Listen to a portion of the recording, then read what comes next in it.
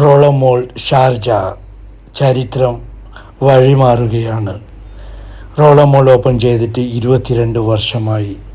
22 വർഷത്തിന് ശേഷം കേവലം 2 മണിക്കൂർ വിദ്യുത് ശക്തി വിച്ഛേദിച്ചിരിക്കുകയാണ്. അതിൻ്റെ സന്തോഷം മലയാളി അടങ്ങുന്ന റോളോ മോൾ സന്തോഷം അലയടിച്ച് ആഘോഷിക്കുകയാണ്. പുറത്തോട്ട് റോളോ മോളുടെ ലൈറ്റ് ഓഫായിരിക്കുകയാണ്. ഏകദേശം റോളോ മോൾ ഓപ്പൺ ചെയ്തിട്ട് 13-14 വർഷമായി എന്നാണ് എൻ്റെ ഫലമായ സംശയം. ഇനി ചിലപ്പോൾ 1 വർഷം 2 വർഷം കൂടി കൊണ്ടാവും കംപ്ലീറ്റ് ലൈറ്റ് ഇല്ലാതെ കാണുന്ന ഒരു ദൃശ്യാനുഭൂതി. ഒരുപാട് മലയാളികൾ വസിക്കുന്ന കേന്ദ്രമാണ്. എല്ലാവർക്കും റമദാൻ മാസമായതുകൊണ്ട് സന്തോഷം എന്ന് വേണമെങ്കിൽ പറയാം, കച്ചവടമില്ലാത്ത വിഷമം എന്നെങ്കിലും പറയാം. എനിവേ എന്തായാലും ഇത് നമ്മളെ വല്ലതും ഞെട്ടിപ്പിച്ച് കളഞ്ഞു.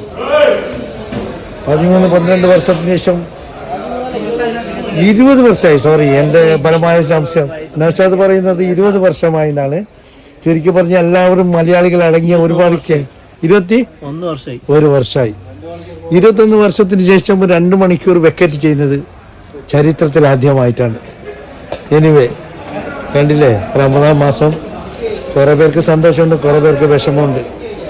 എല്ലാത്തിനും ഒരു വേലിയേറ്റം വേലിയിറക്കം എന്ന് പറഞ്ഞില്ലേ, ഒരു കയറ്റമുണ്ടായാലും ഒരു ഇറക്കമുണ്ടാകും.